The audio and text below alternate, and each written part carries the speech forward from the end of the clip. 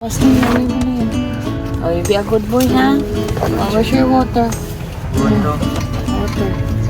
Okay na, anak. At may ano na. So, yan. Oh, open na ni mami. Now. Bye-bye. I love you. I love you. Oh, go, go, go.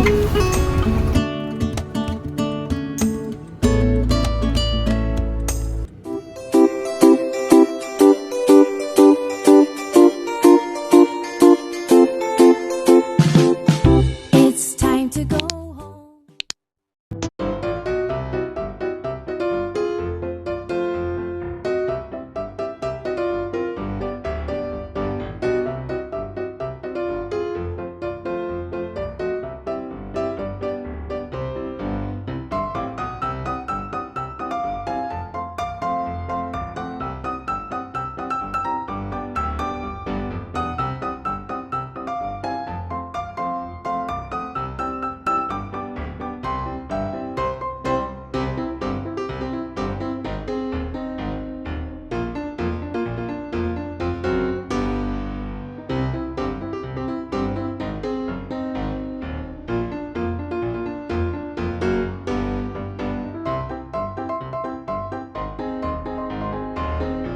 Good morning mga kasam viewers.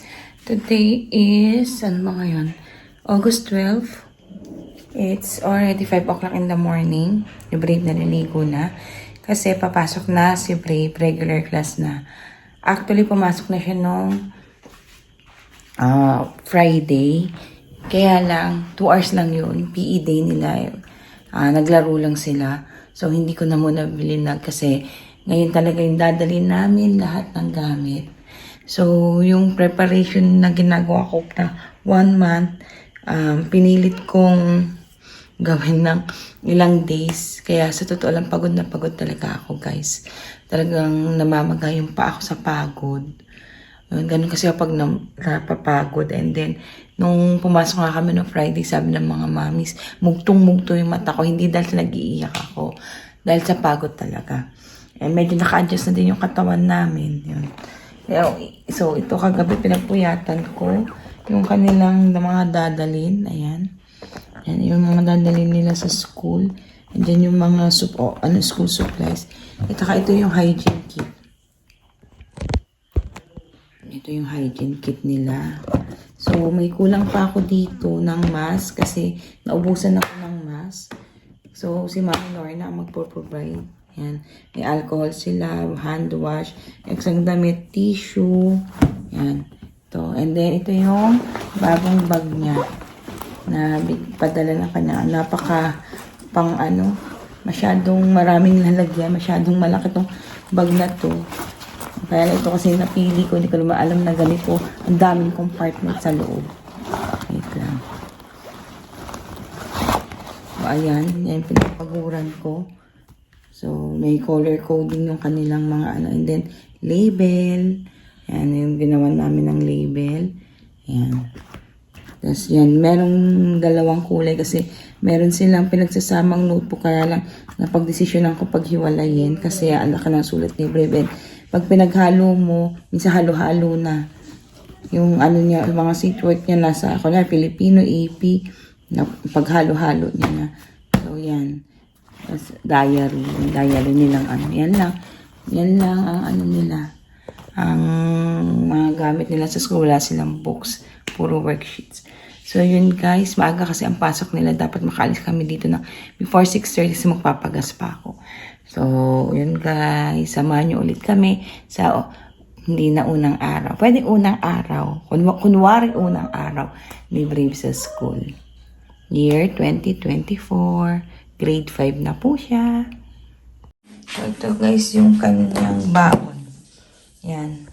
So, yan. Kasi hindi siya pwedeng magutom, kundi makikikain na naman yan sa So, meron siyang hotdog, bread, and then meron siyang biscuit sandwich, may cookie siya, taka, yan, chocolate. Ito yung nabili naming baonan sa sa New Zealand. Ganda, no? Hi. Also, boys. Hi guys, nandito na kami sa school. Are you excited? Yes. What's the name of your teacher? Teacher. My. Yo. Again. Teacher Marion. Teacher Marion. Wala na si Teacher April. Lumipat na. Yes, Teacher Marion na. So, yun guys is already, 6:57. So, 7:50 nang pasok na nila ngayon. So, see you in school. Walk na kami sa school. Are you happy? Yes.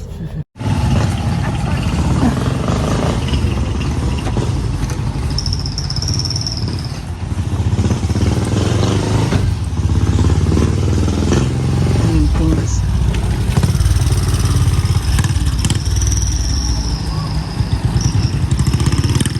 To the side na.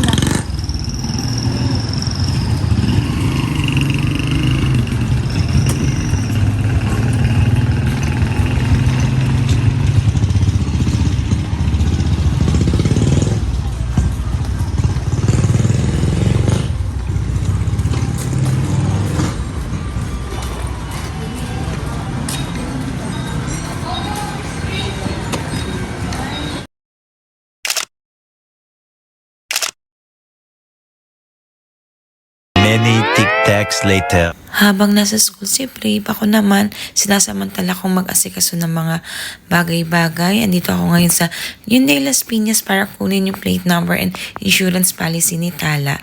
And ako ay nagko-commute lang papunta rito kasi napakalapit lang and ayoko mag-drive, yun lang. A few moments later. Hey guys, we're here. Nakauwi na kami. Kaligaw-ligaw pa ako kanina. Mali pa yung nasakyan ko kanina nung pauwi. Yun, ayun na si Brave. So, interview natin siya kung anong ginawa. Kasi, hindi nga, utos ko sa kanya, ibigay niya yung paper sa advisor niya, hindi niya ginawa. Ewan ko dito. Tanong natin kung anong ginawa nila ngayon sa school. Cam, what did you do in school? Study. Study? Did you study? Do you know the names of your classmates? Who are your classmates? Yes. Yes, oh, how are your classmates? What's the name of your classmate? Tefi. Miss. Chel. Kiel is not in school na. David, Prince, who else? Cha. Zach. Sak. And then who else? Cha. Mo. Huh? John Paul? Is there John? Hindi ko din kasi alam mga classmate. Jairus. Cha. Mus. Oh, who else? You don't know the names of your classmates? Cha. Mus. Oh, you do not know. Did you say hi to your classmates? Yes. Did you write? Yes. Did you read? Yes. Where? Did you read in school? Yes. Do you know how to read? Study. Study ka. Are you happy? Yes. What grade are you? Grade. What's your 10. grade? Grade? Tet. 5. Grade 5. You're already in grade 5. Oh, what do you want? New Zealand or school? Stu. School na, no more New Zealand. Oh, Lucia. what do you want? New Zealand or school? Lucia. Oh, no more school. Stu. School. Kasi na, you hang your clothes na. Go na. Niluwagan ko yung mga niya. Inalis ko na yung tinahi ko para masigipan. Yan. O ngayon, maluwag na. Yun guys. Ang first regular class ni Brave. Hindi ko pa na-check yung mga notebooks niya kung may nagsulat nga siya. So, yun. So, nag-a-adjust pa rin kami. Maaga siya natutulog. Maaga din siyang gumigising. And ganyan naman yan. Ngayon, na-enjoy niya na ulit yung school. Happy na, always happy naman talaga kasi siya sa school. Kahit palit-palit ng teachers bago ang mga classmates niya, happy siya sa school. Yun. So, yun guys. Ano nagustuhan nyo? Grade 5 na si Brave. And next year, makakapag-graduate na ako ng elementary. Yun. And then, subaybayan nyo lang po. Kasi marami po kami plano para kay Brave. And hindi naman kasi, hadlang yung pansanan niya para hindi niya magawa yung nagagawa ng isang regular na bata. Yun. Mahirap. Limited siya, pero kahit papano, he's trying his best. Yun ang kagandahan kay Brave. Yung akala mong hindi niya kaya, pinipilit niya, tinusubukan niya, ginagawa niya yung best niya para gawin yung mga pinapagawa ko sa kanya. And, sana nagustuhan niyo aming vlog for this day. Always remember, it's okay to be brave. It's okay to be Huy! Different! Maging mabuti po tayo sa mga bata, may taong may kapansanan katulad ng aking baby Brave. And we'll see you again on our next vlog. Always support us, guys. Mwah!